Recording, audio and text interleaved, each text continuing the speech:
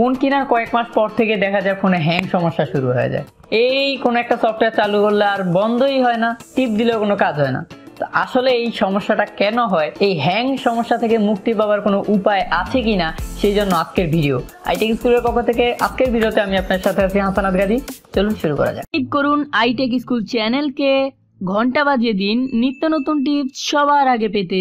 তো প্রথমে বলি ফোন হ্যাং কেন হয়। যখন একসাথে অনেকগুলো অ্যাপ্লিকেশন প্রসেসিং হয় বা রানিং থাকে, তখন কোনো একটি কারণে কোনো একটি বাগ, হয়তো কোনো একটি অ্যাপ্লিকেশনটি সঠিকভাবে রান করতে পারে না, অপারেটিং সিস্টেম সেটার সাথে সঠিকভাবে ক্যাচ করতে পারে না, যার কারণে তখন ওই অপারেটিং সিস্টেম বা ওই অ্যান্ড্রয়েড ফোন ওই জায়গাতেই হ্যাং হয়ে যায় এবং ওইটা অনর অবস্থায় থাকে। এর মধ্যে কারণগুলো এর মধ্যে হতে পারে, একটা হচ্ছে আপনার ফোনের যে অ্যাপ্লিকেশন আপনি ব্যবহার করছেন বা যে সফটওয়্যার গুলো রয়েছে, এই সফটওয়্যার গুলোর মধ্যে যে ভার্সন কম্পিটেবিলিটি, তার সাথে একটা ম্যাচের ক্ষেত্রে আসলে সমস্যা হতে পারে যে আপনি যে অ্যাপ্লিকেশন ব্যবহার করছেন এটা আপনার ফোনের যে ভার্সন এটার সাথে অত একটা কম্পিটেবল নয়।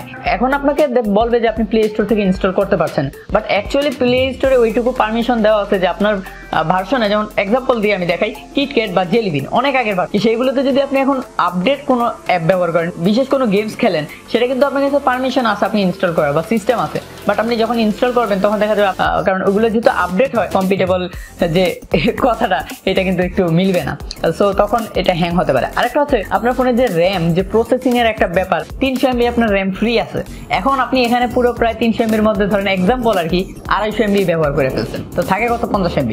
এখন এর চেয়েও কোনো একটা কারণে সাময়িক সময়ের জন্য অন্য একটা অ্যাপ্লিকেশন ব্যাকগ্রাউন্ডে প্রসেস হচ্ছে, তখন কিন্তু র্যাম পুরো এমন একটা পজিশন হয়, তখন আপনি মেইনলি ফুল ইউজ হয়ে যায় ইনস্ট্যান্ট টাইমে, তখন দেখা যায় আপনার ফোনটা সাময়িক সময়ের জন্য হ্যাং হয়। আর তাছাড়াও আরো অনেকগুলো কারণ থাকে ফোনের, অন্যান্য বিভিন্ন বাগ, ফোনে বলতে কোনো অ্যাপ্লিকেশনে যদি কোনো বাগ থাকে ওইটার কারণেও হ্যাং হতে পারে। আবার হচ্ছে কি আমাদের যে ফোনে যে বিল্ট ইন যে অ্যাপ্লিকেশন গুলো রয়েছে সেগুলোতেও তো প্রবলেম থাকতে পারে, তো এইসব কারণে ফোন হ্যাং হতে পারে। তো এটা আসলে কেউ সিউরিটি দিয়ে বলতে পারে না যে আমার ফোনটা এই কারণেই হ্যাং হচ্ছে, যদি সে ভালো করে রিসার্চ না করে বা ভালো করে চেক না করে। তো এখন আমি আপনাদেরকে এই হ্যাং থেকে বাঁচার জন্য জাস্ট কিছু টিপস দেই, কিছু বলতে প্রায় 8টা টিপস, যে আপনার এই 8টা টিপস অনুযায়ী যদি আপনি একটু আপনার ফোনটা চালান, আপনি যদি দেখেন যে আপনার ফোন কম্পিটেবল, ঠিক আছে, আপনার ফোনের ভার্সন ঠিক আছে, র্যামও ঠিক আছে যথেষ্ট, কিন্তু তবুও আপনার ফোনটা হ্যাং করে, তাহলে আপনার জন্য এই 8টি টিপস কার্যকর হবে ইনশাআল্লাহ। সো এখন আমরা 8টি টিপস বলি। প্রথম টিপস হচ্ছে এক্সট্রা লাঞ্চার বাদ দেওয়া।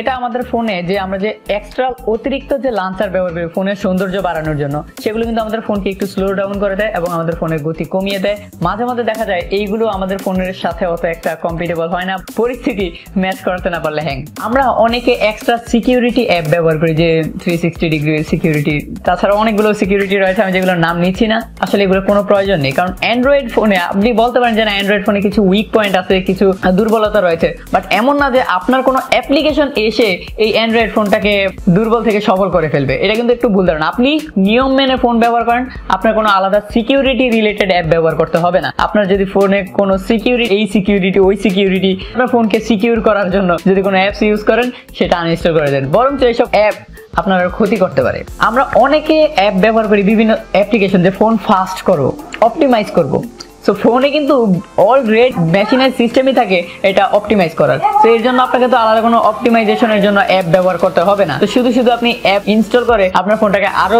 ধীরগতি বা করছেন কেন?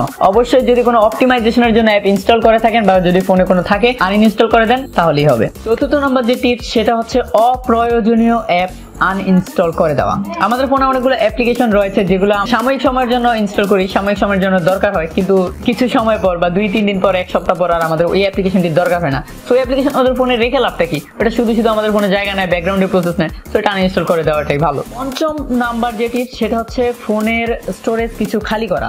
আমাদের ফোন কিন্তু ফোন স্টোরেজের উপরে অনেকটা ডিপেন্ড করে যে কতটুকু ফাস্ট চলবে, কতটুকু স্লো চলবে। এই ফোন স্টোরেজ আপনি যদি দেখতে পারেন, যেমন হচ্ছে আগের অ্যাপ্লিকেশনগুলো দেখেন যে কোন অ্যাপ্লিকেশনটা জায়গা বেশি খেয়েছে, ওটা ক্লিয়ার ডাটা দেন, একটু খালি হবে। তাছাড়াও অন্যান্য সিস্টেম রয়েছে, ফোন মেমোরি কিভাবে খালি করবেন, এটা একটা সিম্পল ট্রিক্স নিয়ে আমার অলরেডি ভিডিও আছে, আপনি চাইলে উপরে আই বাটনে রয়েছে, সেখানে ক্লিক করে আপনি দেখে নিতে পারেন। একেবারে ইজি একটা ওয়ে ফোন মেমোরি খালি করার। আর তাছাড়াও ফোন মেমোরি আপনি আপনার ফোন মেমোরিতে মানে ইন্টারনাল স্টোরেজে কোনো ভিডিও টিডিও ইমেজ টিমেজ থাকলে সেগুলো আপনি ডিলিট করে দেন, বা আপনার এক্সটার্নাল মেমোরি বা আমরা যেটা বলি মেমোরি কার্ড, সেটাতে আপনি মুভ করে রাখেন।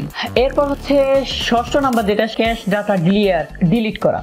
সো ক্লিয়ার করতে আমাদেরকে ক্যাশ ডাটা, আমাদের ফোনগুলো ব্যবহার করে আসলে দেখা যায় আমাদের ফোনে কিন্তু আস্তে আস্তে ক্যাশ ডাটা আস্তে আস্তে জমে যায়। সো এর জন্য আপনাকে কি করতে হবে, বিভিন্ন অ্যাপ্লিকেশন থেকে ক্যাশ ডাটা, বিভিন্ন অ্যাপ্লিকেশন ম্যানেজারে গিয়ে অ্যাপ্লিকেশন থেকে ক্যাশ ডাটাগুলো আপনি আস্তে আস্তে ক্লিয়ার করে দিবেন। আর আরেকটা হচ্ছে ক্যাশ মেমোরি, অর্থাৎ আপনার ইন্টারনাল মেমোরিতে ক্যাশ কিছু ফাইল থাকে, ওইগুলো আপনি ক্লিয়ার করে দিবেন। সেটা হচ্ছে আপনি মেমোরি ম্যানেজার বা স্টোরেজ অপশনে গেলে আপনি এটা পাবেন। তো এটা নিয়ে ভিডিও আছে, আই বাটনে দেখে নিতে পারেন। সপ্তম নাম্বার যেটা, সেটা হচ্ছে আপনার যদি এখন হ্যাং করেছে, আপনি কিছুই করতে পারতেছেন না, তো আপনি রিবুট করবেন। রিবুট মানে কি, ফোনটা রিস্টার্ট করা, বন্ধ করে চালু করা। একটা বাটন থাকে সবগুলো ফোনে, মানে পাওয়ার বাটনে ক্লিক করে ধরে রাখলে আপনি রিবুটের একটা অপশন পাবেন। সেই রিবুটের মাধ্যমে আপনি আপনার ফোনটা ইনস্ট্যান্টলি আর কি হ্যাং থেকে বাঁচাতে পারেন। একবার লাস্ট যেটা, সেটা আপনি মনে করেন এখন একেবারে নিরুপায়, কিছুই করতে পারছেন না, আপনি ফ্যাক্টরি রিসেট দিতে হবে। একবারে লাস্ট যে টিপস, মনে করেন আপনার ফোন হ্যাং, আপনি দেখেন প্রায় এটা হয়, আপনি যতবারই চেষ্টা করেন সেম অবস্থা, তাহলে আপনি ফ্যাক্টরি রিসেট দিবেন। অথবা ফ্যাক্টরি রিসেট দিলেও যদি কাজ না হয়, তাহলে আপনাকে আবার ওটার ফ্যাক্টরি ফাইল, যে মেইন ফাইল, সেটা দিতে হবে। সেটার জন্য অবশ্যই চ্যানেলের সাথে থাকতে হবে, অথবা আপনি দোকানে গিয়ে তাদেরকে বললে হবে যে ফ্যাক্টরি ফাইল দিয়ে দেন, তারা এটা বুঝে নিবে বা ফ্যাক্টরি ফাইল দিয়ে দিবে।